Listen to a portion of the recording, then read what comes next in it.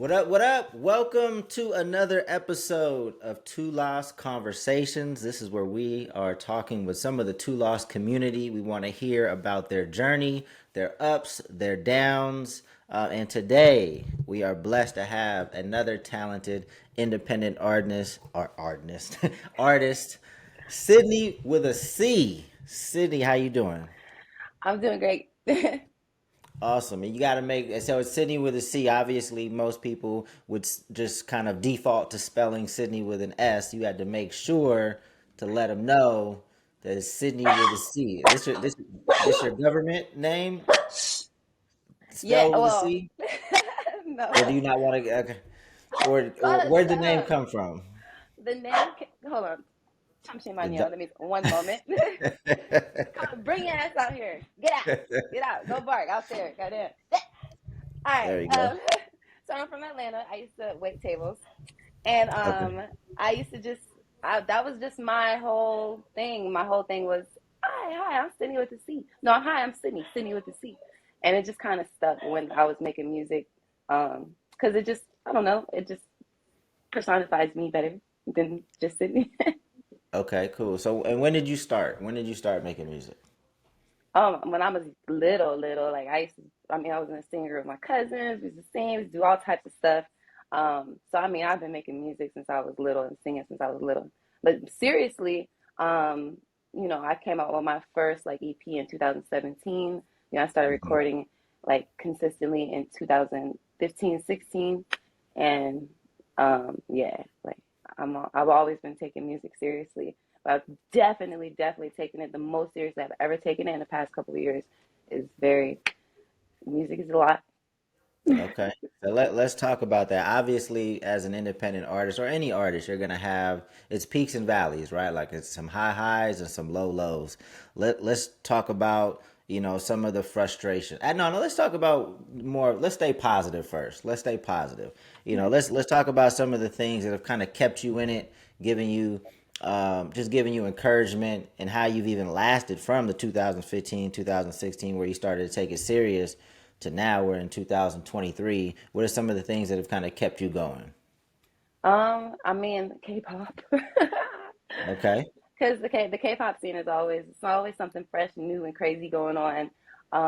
Of course, like the melodies and everything always inspires me. The K-pop news. I love that Blackpink is headlining Coachella. So a big goal of mine is to do a collaboration with a K-pop artist. And the closer I get to that, the more inspired I am every day. But drum Okay. and bass really inspires me as well. And I'm just an inspired musician all the time. Dope. So how did you get into K-pop? How I mean, because obviously there's not.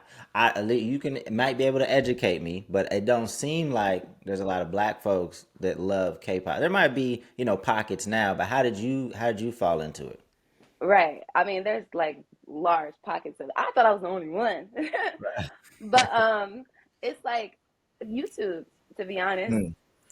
YouTube. And I was Dope. just like captivated and I always wanted to know what my favorite idols was saying. So I would want to study the language and sing the songs. And, when you're listening to music from another language all the time, it's easier for you to learn it too. YouTube. Dope. So I saw that you're starting to teach yourself Korean. How's that going? Good. Well, I've been learning for like almost 7 years now. I speak read and write on the like perfectly, and I Okay. speak on like a first, second grade level. I speak like a kid, but I'm really good. When I went out there, I got us all the discounts. I got Oh, everything. snap. It was great. Nice. Nice. That's super dope. So, was there any, how is the K-pop community? Like once you show up, is there any resistance? Anybody that looks a little different, or did they kind of, is it a community that just kind of embraces if you show like authentic love, like they embrace anybody?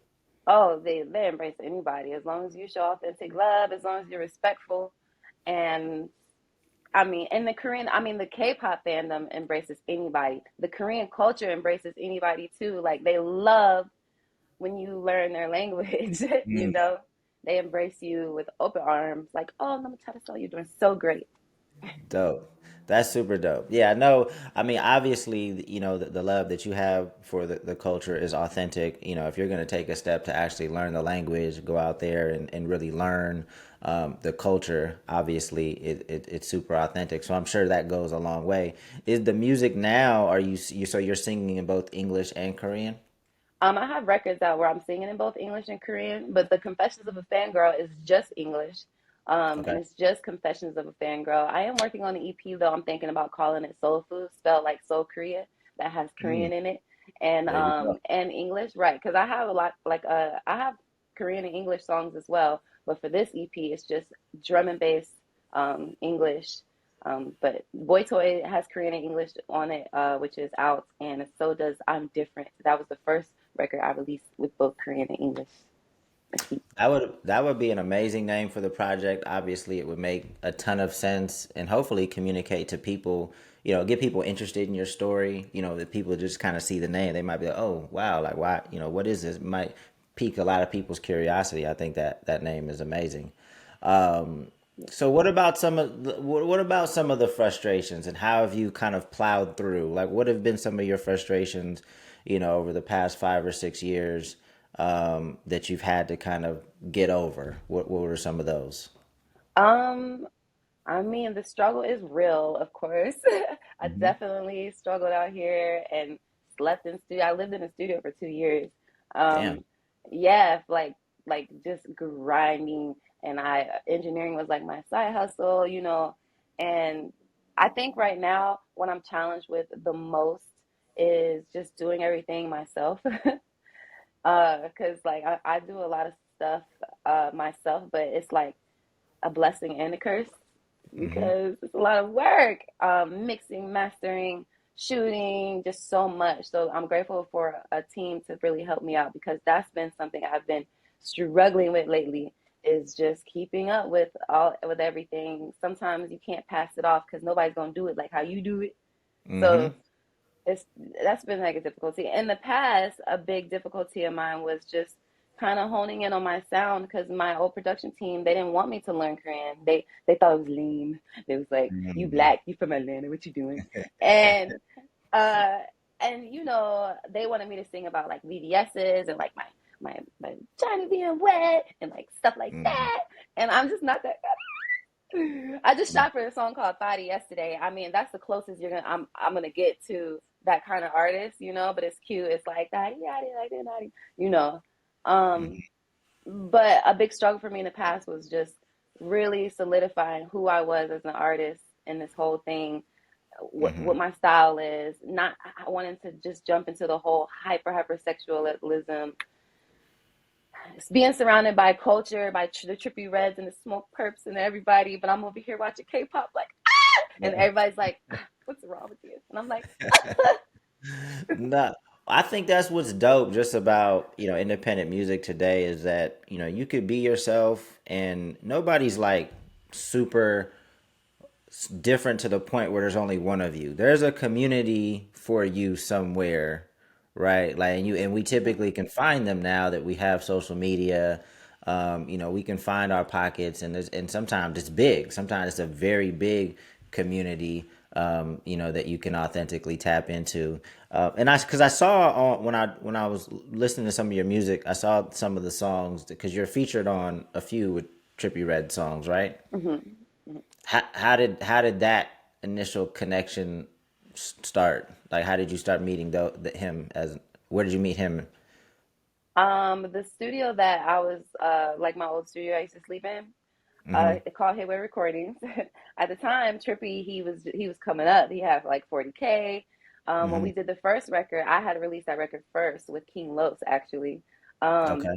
and then I met Trippy, and he came and he stayed at my studio for a few weeks because he had nowhere to go either. He was coming up. And the first day we met, he hopped on back of my mind. He was like, my engineer, which is also his engineer now, and DJ Igor was playing him the music when I walked in. He was like, "Oh, I love this. This is fire." He was playing him "I'll Be Your Chick." I was like, "Oh, fire!" And then Igor started playing back in my mind, and Trippy was like, "This fire!" And then Igor was like, "You want to get on it?" And then Trippy was like, "Yeah, it's my type of beat." Ah. And then he did one take. That's it. Did another take of ad libs. That's it. And then he wanted to put it on his project, and I said, "Hell yeah!" And then for Feel Good, we was just in the studio. This is Feel Good was like months later actually. And we was just in the studio, and he was like, "Excuse my nails, by the way. I shot for Thotty yesterday, and I had to rip them Nah. off because." But It's all uh, good. but he was just like, "Sis, can you just get in there and do some da da da?" And I was like, "Okay, whatever." And we did Feel Good. I didn't even think I was gonna get credit on that, but we have a brother and sister relationship. Like we could actually connected because he likes K-pop. Nice. Right. Nice. I was like, I think a lot of it is just having the confidence, right? Like if you have the confidence to be you, you're gonna realize that a lot of other people might have the same interests. You're gonna be able to create, more community if you just have the confidence to kind of put yourself out there. Because trust me, like I said, you are not alone. Like no matter what you like, you are not alone. I promise you that. right. So what does this year look like for you? I know you're working on it. You're working on an EP. Is it Confessions of a Fangirl? That's Confessions of a Fangirl. yep. Okay. So what does this year look like for you? This EP is dropping in literally 2 days. I'm so nervous. No, I'm tell you. Because it's just, I mean, it's my first EP since 2017, with Back of My Mind, and like it's a whole different sound. So I'm Mhm. really excited for the EP. It's all drum and bass. There's that one Jersey Club record that I just shot for yesterday, Fatty, and with Ivy 4. So the EP is coming out, and just promoting the EP. I'm working on another project as well and performing. That is something that is really, really going to be a big thing for. I mean, I have three lined up the rest of this month, and then we just want to do mad performances because I love performing. So when you say we, is what does the team look like? You working with a team now? Is Yeah, it's a team called Bread and Butter, and they worked with Tierra Whack in the past. They're super fire, super super good team. Like it's everything I could ever ask for as an independent artist. Um, because it's like I have a lot of artists, they like expect everybody to do stuff for them, mm-hmm. you know. But I think with the team where we connect is I like to do a lot of stuff on my own, and they're like, okay, you meet me on this end, and we got you on this end. So we like the push and pull with the team is great. So yeah, the team has been helping out a lot. Mm. One of the things that I know that the fellas definitely don't understand is that most often it's a lot more costly for the women to approach this independently, especially because all of the hair and the makeup and when you guys perform sometimes you have dancers and things like that. you know has it been a challenge just as a woman in this space, like when you see some of your male peers, like what has that challenge been like, and how have you been able to kind of again push through? That is a great question because, of course, it's different being a girl, coming up and stuff, especially living out of studios. I used to engineer, so like when people used to walk in and see me, I'd be like, "Hi." They'd be like, "You about to engineer? I'm paying $70 an hour for you to engineer." I'd be like, "Yeah," but it'd be starting fire. So I did, like people will come in the studio and just think I'm another girl in the studio that's just chilling. But then I'm very active and still I'm studio rat. I'm very like, oh, press play, oh, do this, oh, we're CLA, oh, rah rah, oh, rah. Like, so when people see me in my element, they're just like, oh, snap, like she. But yeah, women, we get looked at a lot of times in the industry like everybody's doing this. It's very saturated, diluted with just lots of artists and lots of things. And being an artist, a woman artist, it is more difficult because there are some things that needs to be sexualized. There are some things that need to be paid for. There's hair and nails. There's just all of this stuff to come together for just, one look for a scene versus a guy that, I just feel like in this industry, guys just have it so much easier. But I know that it's a struggle too. I've seen guys come up, I know that it's like the guys have their struggles too. But as a woman, it is a very male dominated industry. So, I mean, I've ran into like, you name it. Yeah. Yeah, no, I mean it is definitely going to be extremely difficult no matter who you are. But we definitely want to acknowledge some of the additional challenges that women face because it's tougher. It's Hmm. definitely a tougher space. Um, is there anything else that we should mention in this interview coming up? I know the big thing is the EP, and it'll probably be out once this comes out anyway. So it's not like so go listen to it now because I'm sure it's out now. Confessions of a Fangirl. Check it out. I think you mentioned earlier. You said you said you want to collab with a K-pop artist. You haven't collabed with a K-pop artist yet. I have not collabed with a K-pop artist yet, because they in there like booty here. It's hard to get in contact with the K-pop people, But I do have certain contacts and stuff, and I'm working on some stuff. I'm gonna let it manifest properly. But yes, collaborating with the K-pop artist is like one of my dreams. Or my big scene is like Lady Mama Lot, K-pop artist, Spanish artist, Cydnee with the C, international. You know what I mean? Like that's Okay. That's dope. No, that's super dope. Now you mentioned Blackpink. I think I clicked on one of their videos because you might have mentioned it on something. I don't know how I got there, but they're huge. Like I had no idea, but they had like, tens of millions of subscribers on YouTube, and so I clicked on one of the videos. I was like, okay, this is Mhm. this is I mean, it's just amazing these days how we can have no idea that these huge, huge, huge, huge communities exist because we'll be in our own little bubble, right? We'll be in our Mhm. own little bubble and just not realize like how many other people are just fans of these other things that you don't even really know exist because we, like I said, live in our own bubble. So Right. who else is popping in the K-pop space? We got Blackpink. Who's like the other? Who's like the Bad Bunny of K-pop? Oh my God. I mean, well, the biggest in K-pop is, of course, Psy, the Gangnam Style guy. He's the biggest well, he's the most richest K-pop idol. He has a label now called P Nation. Oh, he's There's still doing his thing. He's still Oh, like killing it. absolutely. I He had signed a no lot of idea. yeah, he's still doing his thing. He still comes out with music. He signs freaking the dopest K-pop artists. He's really fire. His label P Nation is super fire. He's like, a big, big, big, big fish in the pond out there. G Okay. Dragon as well. G Dragon is like he's a Chanel ambassador. There's new groups like In Mix and Le Seraphim and like I love Le Seraphim. Oh my God, like I'm dying for them. Chaewon, I love Taewon so much. Like, oh, she's so good live. I love watching my favorite live, like performances and stuff. But right now, and I'm going to see In Mix on May 12th. Going Are to they see In are Mix. they a crypto? Where are they at? No, they're not that big yet out here. Okay. Blackpink is at crypto. Blackpink sold out 22,000 in Atlanta. Sheesh. I know. Okay. I was like, So what? So oh. you say they're in mix? Where would they perform at out here? I mean, a big venue, I'm sure, but I forgot. I gotta see. I gotta see.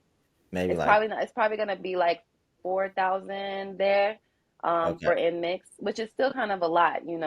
Yeah. But I definitely went to a Blackpink concert. I sat right next to freaking Pharrell and Harry Styles. Didn't even know it. Drunk out of my mind, singing all the words. Nice. This is dope.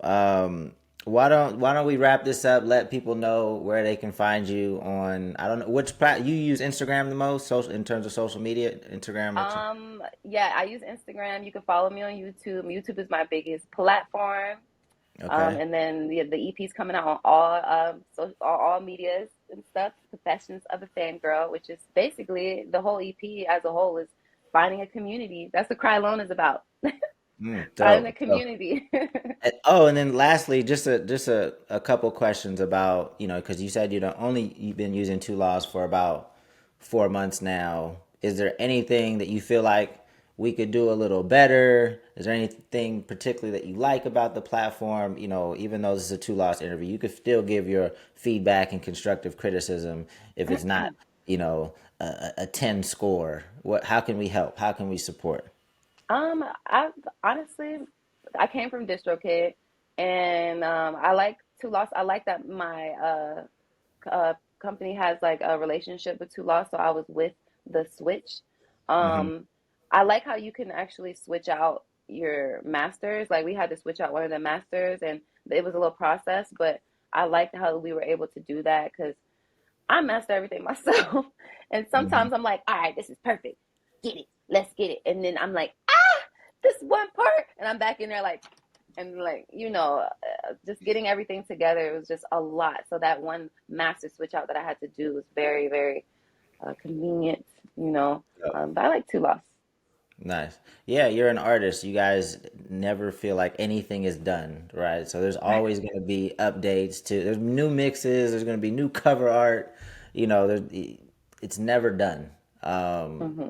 So dope. We were able to hopefully we were able to change things out relatively quickly. Try to build the tech so that it's as easy as possible to do things, to make changes, put out new music, etc. So dope. Well, Cydnee with a C, I appreciate you having this conversation with me.